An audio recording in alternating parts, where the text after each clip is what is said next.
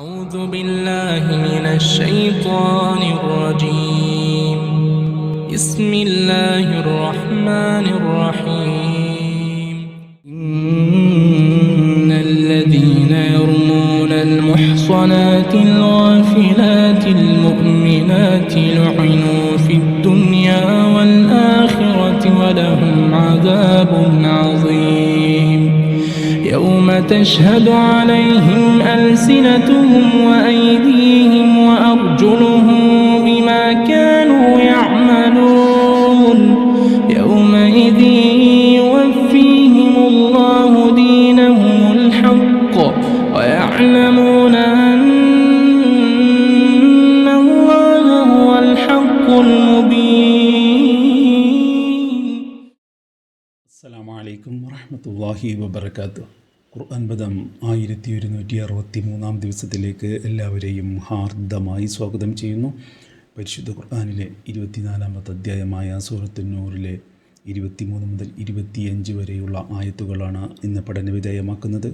Class ആരംഭിക്കുന്നതിനായി ആദരണീയനായ doctor A.I. വിലായത്തുള്ള സാഹിബിനെ ക്ഷണിക്കുന്നു. അസ്സലാമു അലൈക്കും വറഹ്മത്തുള്ളാഹി വബറകാതുഹു. أعوذ بالله من الشيطان الرجيم. بسم الله الرحمن الرحيم. إن الذين يرمون المحصنات الغافلات المؤمنات لعنوا في الدنيا والآخرة ولهم عذاب عظيم. يوم تشهد عليهم ألسنتهم وأيديهم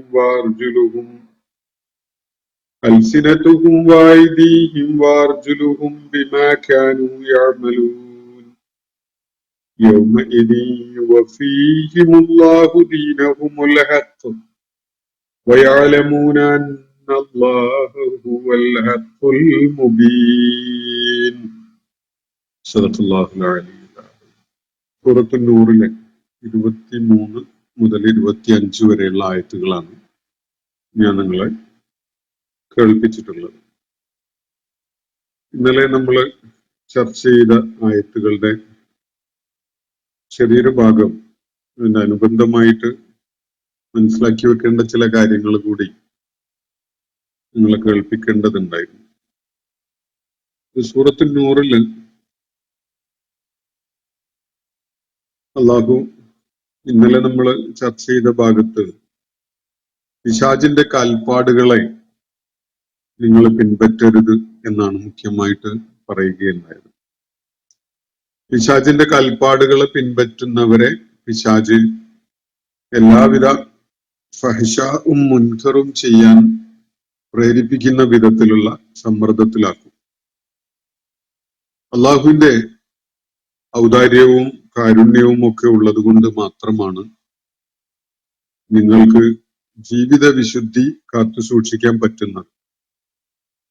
മറിച്ചായിരുന്നെങ്കിൽ നിങ്ങളിൽ ഒരാൾ പോലും തസ്കിയത്തുള്ളവരായി നിലകൊള്ളുമായിരുന്നില്ല.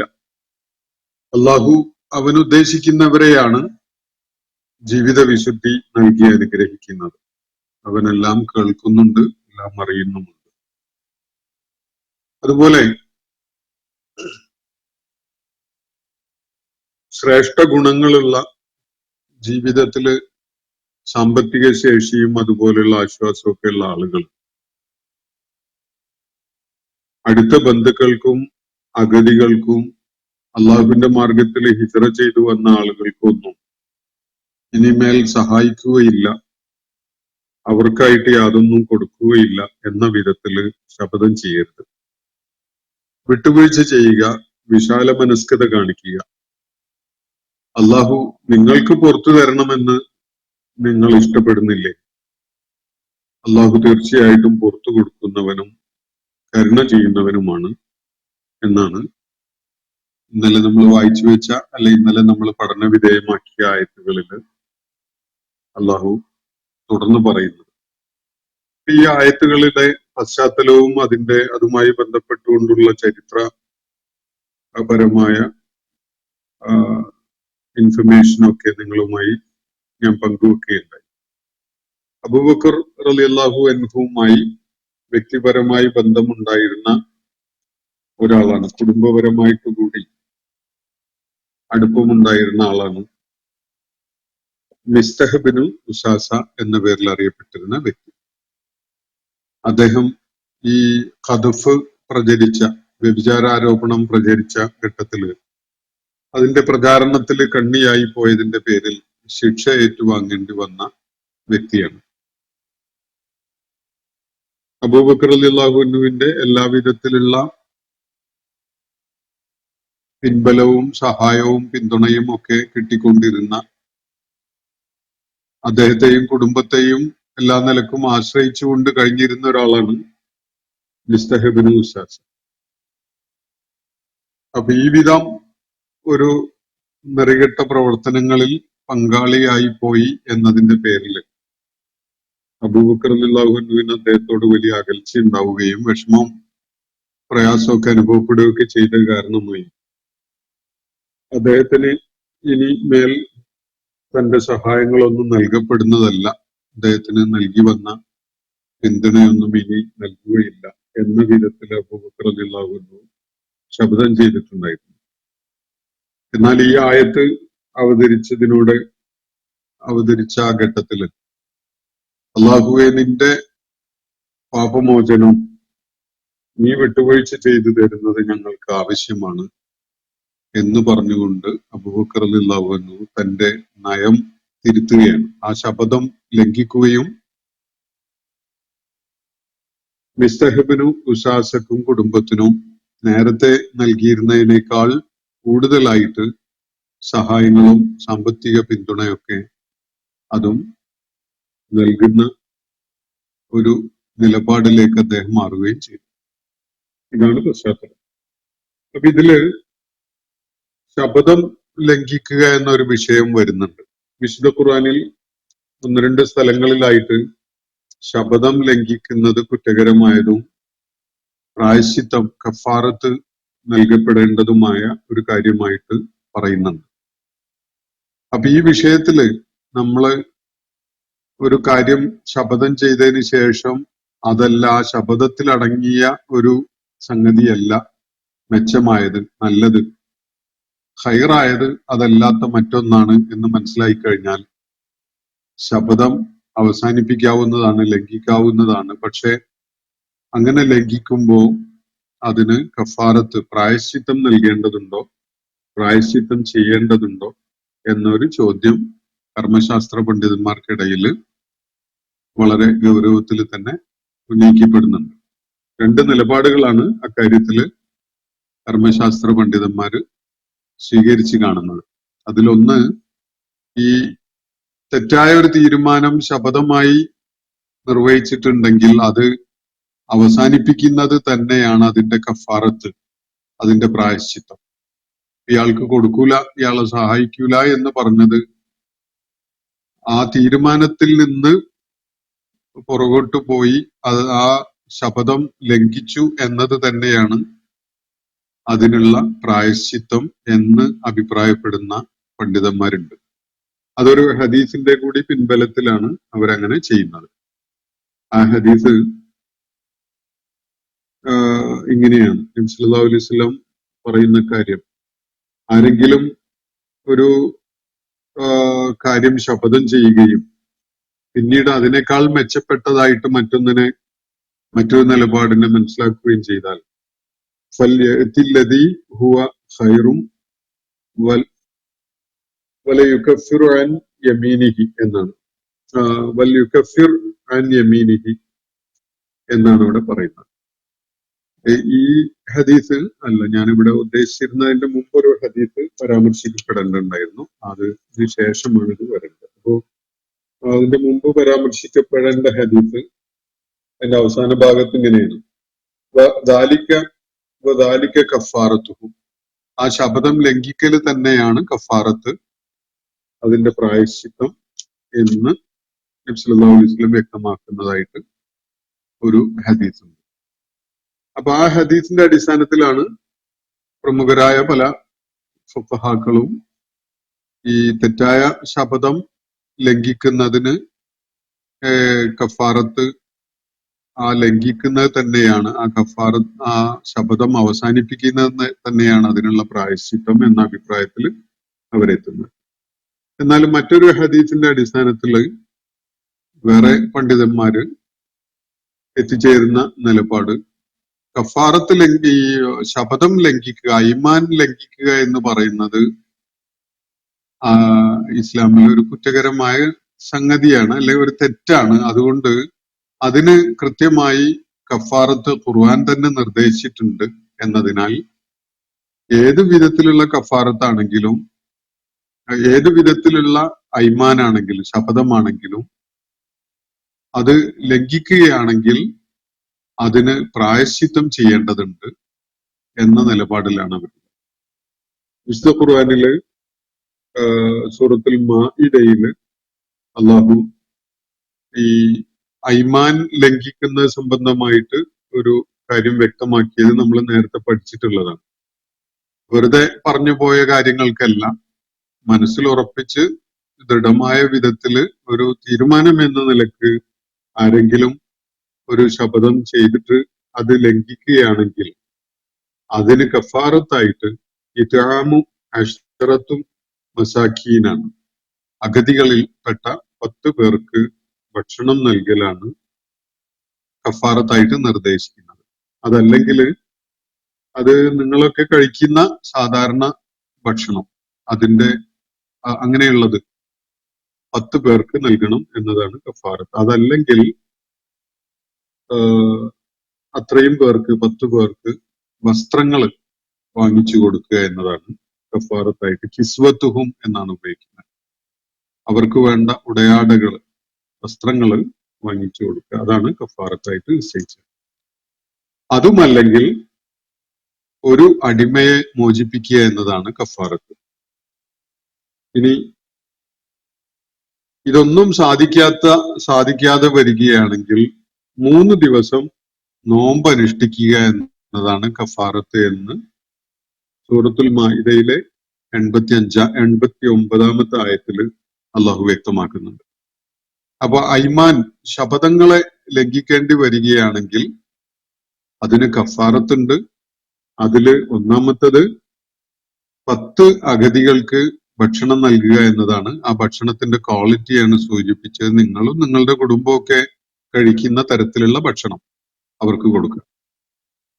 അതുപോലെ അത് അല്ലെങ്കിൽ 10 പേർക്ക് വസ്ത്രങ്ങൾ നൽകുക. ഇനി അതുമല്ലെങ്കിൽ ഒരു അടിമയെ മോചിപ്പിക്കുക. ഇതൊന്നും സാധ്യമാവുന്നില്ലെങ്കിൽ 3 ദിവസം നോമ്പ് അനുഷ്ഠിക്കുകയെങ്കിലും ചെയ്യാം. ഇതാണ് കഫാറത്തായിട്ട് വെച്ചിട്ടുള്ളത്, ശപഥങ്ങൾ ലംഘിക്കുന്നത്. അപ്പൊ ഇവിടെ നല്ലൊരു സംഗതിക്ക് വേണ്ടി ഒരു ശപഥം ലംഘിക്കേണ്ടി വരികയാണെങ്കിൽ അതിന് ആ ശപഥം ലംഘിക്കുന്നത് തന്നെ കഫാറത്താണ് എന്ന ഒരു നിലപാട് ഒരു ഹദീസിന്റെ അടിസ്ഥാനത്തിൽ പ്രമുഖരായ പണ്ഡിതന്മാർ എത്തിച്ചേരുന്നുണ്ടെങ്കിലും മറുപക്ഷം പറയുന്നത് അവിടെ ഖുർആൻ നിർദ്ദേശിച്ച കഫാറത്ത് വേണ്ടതില്ല എന്ന് ഹദീസിൽ വ്യക്തമായിട്ടില്ലാത്തത് കൊണ്ട്, അങ്ങനെ വ്യക്തമാക്കപ്പെട്ടിട്ടില്ലാത്തത് കൊണ്ട് ഖുർആൻ നിർദ്ദേശിച്ച കഫാറത്ത് നിർവഹിച്ചേ പറ്റൂ എന്നാണ്. ഇവിടെ പറയപ്പെട്ട 4 കാര്യങ്ങളിൽ ഏതെങ്കിലും അതിന്റെ പ്രിഫറൻസ് ഓർഡറിൽ നിർവഹിച്ചേ പറ്റൂ കഫാറത്തായിട്ട്. അത് നല്ലൊരു സംഗതിക്ക് വേണ്ടിയാണ് ശപഥം ലംഘിക്കുന്നതെങ്കിൽ പോലും അത് ചെയ്യേണ്ടതുണ്ട് എന്ന അഭിപ്രായക്കാരാണ് ഉള്ളത്. അങ്ങനെ 2 വിഭാഗം, 2 വ്യത്യസ്തമായ നിലപാടുകളാണ് ഇക്കാര്യത്തിൽ. സൂക്ഷ്മതയ്ക്ക് വേണ്ടി ഇതിലെ 2ാമത്തെ കാര്യം നിർവഹിക്കുന്നതായിരിക്കും നല്ലത് എന്നാണ് ഞാൻ മനസ്സിലാക്കുന്നത്. ഒരു ഹദീസ് അതിന് പിൻബലമായിട്ടുള്ളത് ഞാൻ നേരത്തെ അനവസരത്തിൽ കേൾപ്പിച്ച ഒരു ഭാഗം. അത് ഫല്യഅ്തില്ലദീ ഹുവ ഖൈറും വലയുകഫിറന്ന അൻ യമീനിഹി എന്ന് പറയുന്ന ഭാഗം. ആ ഭാഗത്തെ ഹദീസിന്റെ ആ ഭാഗത്ത് സൂചിപ്പിക്കുന്നത് മോശമായൊരു സംഗതിയെ അവസാനിപ്പിക്കുന്ന വിധത്തിൽ ശപഥം ലംഘിക്കുകയും അതിനേക്കാൾ മെച്ചപ്പെട്ട ഒരു സംഗതി സ്വീകരിക്കുകയും ചെയ്യുകയാണെങ്കിൽ അവനത് മെച്ചമായത് സ്വീകരിക്കട്ടെ, എന്നിട്ട് ആ ശപഥം ലംഘിക്കുകയും അതിന് കഫാറത്ത് നൽകുകയും ചെയ്യട്ടെ എന്നാണ് അവിടെ വ്യക്തമാക്കുന്നത്. അപ്പോ ഈ രണ്ട് നിലപാടുകൾക്കും അനുകൂലമായിട്ടുള്ള തെളിവുകൾ ഉണ്ട്. ഈ തെളിവുകളുടെ അടിസ്ഥാനത്തിലാണ് രണ്ട് വിഭാഗവും ഇക്കാര്യത്തിൽ നിലപാടുകൾ സ്വീകരിക്കുന്നത്. അപ്പോ ഇതില് സാധാരണ നമ്മളെ സംബന്ധിച്ചിടത്തോളം ഒരു ആശയക്കുഴപ്പവും അവശേഷിക്കാനിടയുണ്ട്. ഇതിലിപ്പോ നമ്മൾ എന്താണ് ചെയ്യേണ്ടത് എന്നത്. അപ്പൊ അതിൽ ഞാൻ എത്തിച്ചേരുന്ന ഒരു വ്യക്തിപരമായ ഒരു ഇത് രണ്ടും സ്വീകാര്യമായതാണ് എങ്കിൽ തന്നെയും സൂക്ഷ്മതക്ക് വേണ്ടി കഫാറത്ത് കൂടി ചെയ്യുന്ന ഒരു നിലപാട് സ്വീകരിക്കുന്നതായിരിക്കും ഉത്തമം എന്നാണ് എന്റെ വ്യക്തിപരമായിട്ടുള്ള ഈ ഇത് സംബന്ധമായ ഒരു നിലപാട്. ഞാൻ ആ കാര്യം അവിടെ അവസാനിപ്പിക്കുകയാണ്. ഇന്ന് ഞാൻ വായിച്ചു വെച്ച ആയത്തുകളിലേക്ക് വരാം. ഇന്നല്ലദീന യർമൂനൽ മുഹ്സനാത്തിൽ ഗാഫിലാത്തിൽ മുഅ്മിനാത്തി ലുഇനു ഫിദ് ദുനിയ വൽ ആഖിറ. അല്ലാഹു സദ്വൃത്തകളായ സ്ത്രീകളുടെ മേൽ വ്യഭിചാര ആരോപണം നടത്തുന്ന ആളുകളെ കുറിച്ചാണ് ഇവിടെ പരാമർശിക്കുന്നത്. നിശ്ചയമായിട്ടും മുഹ്സനാത്തുകളായ ഗാഫിലാത്തുകളായ മുഅ്മിനാത്തുകളായ സ്ത്രീകളുടെ മേൽ വ്യഭിചാര ആരോപണം നടത്തുന്ന ആളുകൾ ലുഇനു ഫിദ് ദുനിയ വൽ ആഖിറ, അവര് ഐഹിക ലോകത്തും പാരത്രിക ലോകത്തും ശപിക്കപ്പെട്ടിരിക്കുന്നു. ബിമാ കാനൂ യഅമലൂൻ, അവര് ചെയ്ത അവരുടെ കർമ്മം കാരണമായിട്ട് എന്നാണ് ഇവിടെ പറയുന്നത്. ഇന്നല്ലദീന യർമൂനൽ മുഹ്സനാത്തിൽ ഗാഫിലാത്തിൽ മുഅ്മിനാത്ത്. മൂന്ന് വിശേഷണങ്ങള് എടുത്തു പറഞ്ഞുകൊണ്ടാണ് സദ്വൃത്തകളായ സ്ത്രീകളുടെ മേൽ ആരോപണം ഉന്നയിക്കുന്ന, വ്യഭിചാര ആരോപണം ഉന്നയിക്കുന്ന ആളുകൾ ദുനിയാവിലും ആഖിറത്തിലും അള്ളാഹുവിന്റെ ശാപം അല്ലെങ്കിൽ ശപിക്കുന്നവരുടെയൊക്കെയും ശാപം ഏറ്റുവാങ്ങേണ്ടവരായി മാറിയിരിക്കുന്നു എന്ന് പ്രത്യേകമായിട്ട് ഇവിടെ പറയുന്നത്. അപ്പോൾ ശപിക്കപ്പെട്ടിരിക്കുന്നു എന്നാണ് പറഞ്ഞിട്ടുള്ളത്. വിശുദ്ധ ഖുർആനിൽ ഇത് ആരാണ്, ആരുടെ ശാപമാണ് എന്നത് പലയിടത്തും പല ഘട്ടങ്ങളിലും വ്യക്തമാക്കപ്പെട്ടിട്ടുണ്ട്. അള്ളാഹു, മലക്കുകള്, ഇതിന്റെ ഇരകളാക്കപ്പെട്ടവര്, സത്യവിശ്വാസികള്, ഇവരൊക്കെ ശപിക്കുന്ന ഒരവസ്ഥയാണ് ഈ ദുർവൃത്തി ചെയ്ത ആളുകൾക്ക് ഉണ്ടാവുക. പശ്ചാത്തപിച്ച് മടങ്ങിയിട്ടില്ലാത്തവരുടെ കാര്യത്തിലാണ് ഇത് സൂചിപ്പിക്കുന്നത്. ഇന്നല്ലദീന യർമൂനൽ മുഹ്സനാത്തിൽ ഗാഫിലാത്തിൽ മുഅ്മിനാത്ത്. മൂന്ന് വിശേഷണങ്ങളാണ് ഇവിടെ ഈ സദ്വൃത്തകളായ സ്ത്രീകളെ പരാമർശിക്കാൻ വേണ്ടി അള്ളാഹു ഉപയോഗിക്കുന്നത്. ഒന്ന് മുഹ്സനാത്താണ്, ചാരിത്രവതികളായ, സദാചാര ബോധമുള്ള, തിന്മകളിലേക്ക് മനസ്സിനെ ചായ്ച്ചു വെക്കാത്തവരായ, പാതിവ്രത്യം കാത്തു സൂക്ഷിക്കുന്ന, നന്മ അനുഷ്ഠിക്കുന്ന സ്ത്രീകൾ. അതാണ് മുഹ്സനത്ത് എന്ന് പറയുന്നത്. ഞാൻ ആ വാക്കിന്റെ പശ്ചാത്തലവും അതിന്റെ ഭാഷാപരമായ സൂചനകളും ഒക്കെ മുമ്പ് വ്യക്തമാക്കിയിട്ടുള്ളതാണ്. പല തലങ്ങളിലും അർത്ഥകൽപ്പന നൽകപ്പെടുന്ന വാക്കാണിത്. മഹ്സൻ, ഹിസ്ന് എന്ന റൂട്ട് വേർഡ് എന്നാണ് ഇത് വരുന്നത്. ഹിസ്ന് എന്ന് പറഞ്ഞാൽ കോട്ട എന്നാണ്, സംരക്ഷണ ഭിത്തി, അതാണ് ഹിസ്ന് എന്ന് പറഞ്ഞാൽ. അതിന്റെ വേറൊരു രൂപമാണ് മഹ്സനത്ത്, സംരക്ഷണ ഭിത്തിക്കകത്ത് സുരക്ഷിതയായവൾ എന്നൊക്കെയാണ് അതിന്റെ ഭാഷാപരമായിട്ടുള്ള സൂചന. ധാർമ്മിക ബോധത്തിന്റെ സംരക്ഷണം, തഖ്വ കാരണമായിട്ടുള്ള സംരക്ഷണം, വസ്ത്രധാരണം കൊണ്ടുള്ള സംരക്ഷണം, വിവാഹം മുഖേന ലഭിക്കുന്ന സംരക്ഷണം, മാതാപിതാക്കളും സമൂഹവും ഒക്കെ ഏർപ്പെടുത്തിയിട്ടുള്ള സുരക്ഷാ സംവിധാനങ്ങൾ കാരണമായിട്ട് ലഭിക്കുന്ന സംരക്ഷണം, ഈ വിധത്തിലൊക്കെ സുരക്ഷിതയായ ചാരിത്രവതികളായ സ്ത്രീകളെയാണ് ഈ പദം സൂചിപ്പിക്കുന്നത്. രണ്ടാമത്തത് അൽ ഗാഫിലാത്ത് എന്നുള്ള വിശേഷണമാണ്. ഗഫലത്ത് എന്ന് പറഞ്ഞാൽ അശ്രദ്ധ എന്നാണ് വാക്കിന്റെ അർത്ഥം. സാധാരണഗതിയില് ഒരു നെഗറ്റീവ് ആയ ആശയം കൺവേ ചെയ്യുന്ന വാക്കാണ്. പക്ഷെ ഇവിടെ അങ്ങനെയല്ല. ഇവിടെ അശ്ലീലമായ സംഗതികളെ തീരെ ശ്രദ്ധിക്കാത്ത വിധത്തിൽ, അതിലേക്ക് യാതൊരു മനസ്സിന്റെ തൂക്കവും ഇല്ലാത്ത തരം സ്ത്രീകളെയാണ് അത് ഉദ്ദേശിക്കുന്നത്. ഗാഫിലാത്ത് എന്ന് പറഞ്ഞാൽ അവര് അശ്രദ്ധരാണ്. ഏതിനെ കുറിച്ചാണ് അശ്രദ്ധരായിരിക്കുന്നത്? സമൂഹത്തെ നശിപ്പിക്കുന്ന വിധത്തിലുള്ള തിന്മ, അശ്ലീലം, ഫാഹിഷത്ത്, അത്തരം സംഗതി. ആളുകളുടെ മനസ്സ് നല്ലവരാകുമ്പോൾ തന്നെയും അത്തരം സംഗതികളിലേക്ക് ഒരു തൂക്കമുള്ളവരൊക്കെ ആയിട്ടുണ്ടാവും. തിന്മകളിലേക്ക് പ്രേരിതമാവുന്ന മനസ്സുള്ള ആളുകൾ തന്നെ നല്ല മനുഷ്യരൊക്കെ ആയിരിക്കും. പക്ഷെ ഇത്തരം സാഹചര്യങ്ങൾ തുറന്നു വരുമ്പോൾ അശ്ലീലം, അതുപോലെ സദാചാര വിരുദ്ധമായ കാര്യങ്ങൾ, അതിനൊക്കെയുള്ള വാതിലുകൾ തുറന്നു കിടക്കുമ്പോൾ മനസ്സ് അതിലേക്ക് ഒന്ന് നീങ്ങി പോകാനിടയുള്ള തരം അവസ്ഥയിൽ ഉള്ള ആളുകളുണ്ട്. അപ്പൊ ഇവിടെ അള്ളാഹു ഈ സ്ത്രീകളെ പരാമർശിക്കുന്ന അവർ ഗാഫിലാത്താണ്. അത്തരം അശ്ലീലങ്ങളൊന്നും തന്നെ അവരുടെ മനസ്സിനെ അങ്ങ് വലിച്ചു കൊണ്ടുപോകില്ല. അവർ അതിനെക്കുറിച്ച് തീർത്തും അശ്രദ്ധരും ഒട്ടും താല്പര്യം കാണിക്കാത്തവരുമായ ആളുകളാണ്. അതാണ് ഗാഫിലാത്തിന്റെ സൂചന. അപ്പൊ അവര് ചാരിത്രവതികളാണ്.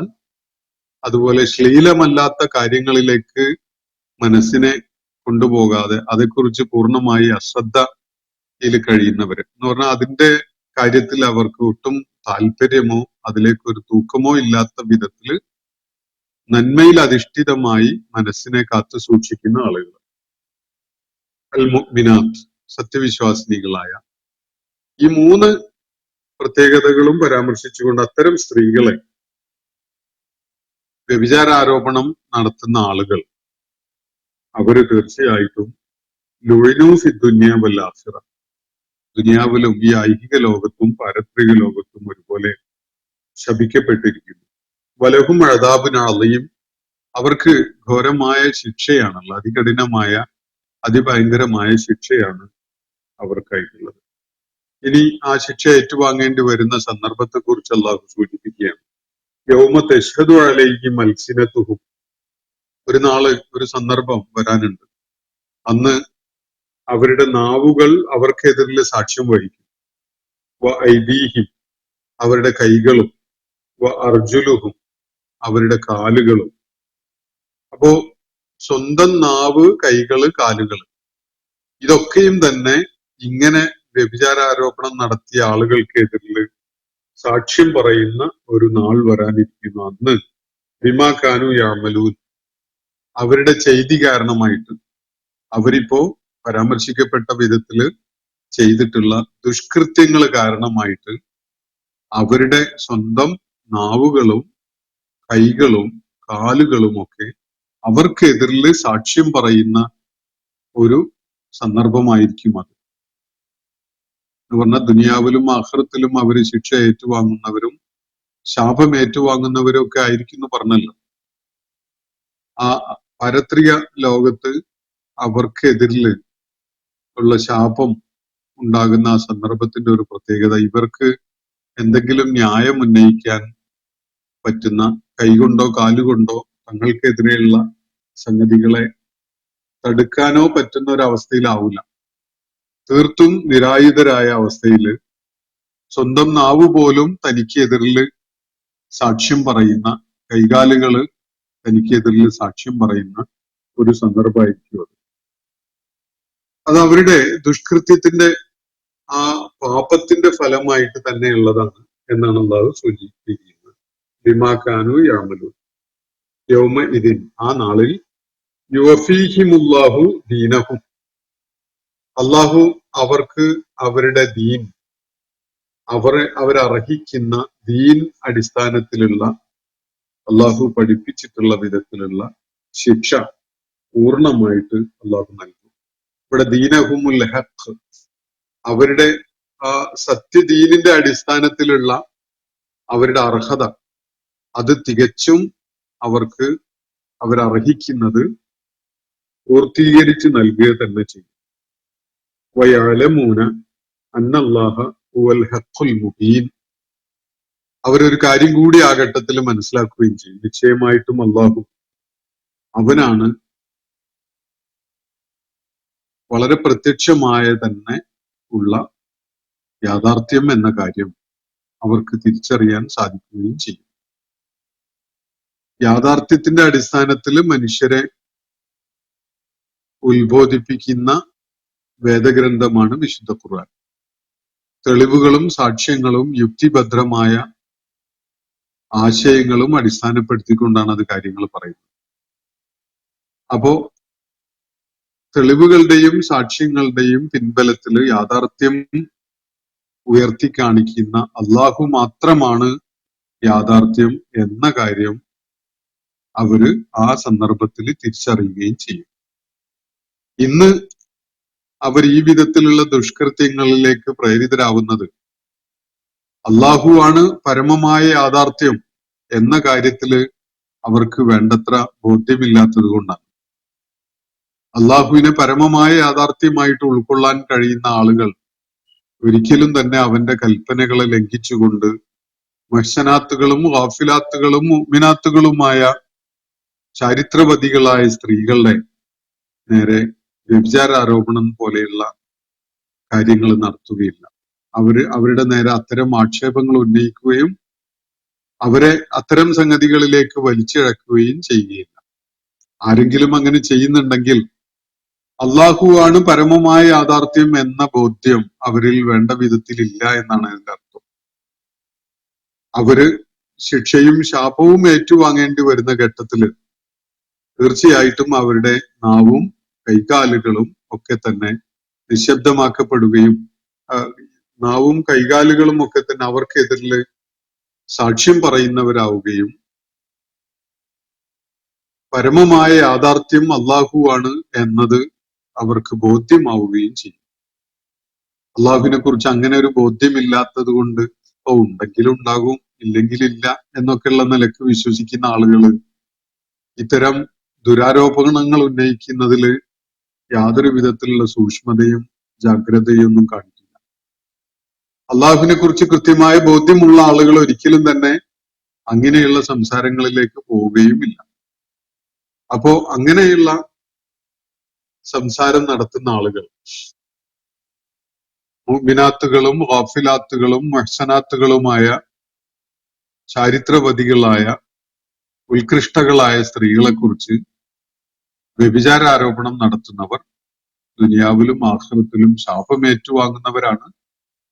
ദൈവിക ശിക്ഷ ഏറ്റുവാങ്ങുന്ന ഘട്ടത്തിൽ അവർ തീർച്ചയായിട്ടും പരമമായ യാഥാർത്ഥ്യം അള്ളാഹു ആയിരുന്നു എന്ന കാര്യം തിരിച്ചറിയുകയും ചെയ്യും എന്നാണ് അള്ളാഹുവിടെ പറഞ്ഞു വെക്കുന്നത്. ഇത്തരം ദുശീലങ്ങളെയും ദുസ്വഭാവങ്ങളെയും വളരെ നേരിട്ട് തന്നെ സത്യവിശ്വാസത്തിന്റെ അടിത്തറയിലേക്ക് കണക്ട് ചെയ്തുകൊണ്ടാണ് അള്ളാഹു വിഭാടനം ചെയ്യുന്നത് എന്ന് കാണാൻ കഴിയും. നിങ്ങൾ സത്യവിശ്വാസികളാണെങ്കിൽ ഈ വക ദുർവൃത്തികളിലൊന്നും ഏർപ്പെടരുത്. ഇത് നിങ്ങളുടെ വിശ്വാസത്തെ തകർത്ത് കളയുന്ന കാര്യമാണ്. നിങ്ങൾ വിശ്വാസികളായിരിക്കെ തന്നെ ഇത്തരം കാര്യങ്ങൾ ചെയ്യുന്നുവെങ്കിൽ എന്നിട്ട് അതിൽ വേണ്ട വിധത്തിൽ പശ്ചാത്തപിക്കുന്നുമില്ല എങ്കിൽ നിങ്ങളുടെ വിശ്വാസത്തിന് വിള്ളലേറ്റിരിക്കുന്നു, അത് ദുർബലമായിരിക്കുന്നു എന്നാണ് അതിന്റെ സൂചന എന്നുകൂടി അള്ളാഹുവിടെ നമുക്ക് വേണ്ടി വ്യക്തമാക്കി തരികയാണ്. അതുകൊണ്ട് ഇത്തരം തിന്മകളിൽ ഏർപ്പെടുന്ന ആളുകൾ അവരുടെ വിശ്വാസത്തെ പുനഃപരിശോധിക്കേണ്ടതുണ്ട് എന്നതാണ് ഇവിടെ നമുക്ക് ലഭിക്കുന്ന സൂചന. ഇന്നത്തെ സെഷൻ ഞാനിവിടെ അവസാനിപ്പിക്കുകയാണ്. വാഹിർ ദഅ്വാന അനിൽ ഹംദുലില്ലാഹി റബ്ബിൽ ആലമീൻ. അസ്സലാമു അലൈക്കും വറഹ്മത്തുള്ളാഹി വബറകാതുഹു. ഇന്നത്തെ ഖുർആൻ പദം ഇവിടെ സമാപിക്കുന്നു. ഖുർആൻ പഠനത്തിൽ പങ്കെടുത്ത എല്ലാവർക്കും അല്ലാഹു അർഹമായ പ്രതിഫലം നൽകി അനുഗ്രഹിക്കട്ടെ. വആഖിറു ദഅ്വാന അനിൽ ഹംദുലില്ലാഹി റബ്ബിൽ ആലമീൻ. അസ്സലാമു അലൈക്കും വറഹ്മത്തുള്ളാഹി വബറകാതുഹു.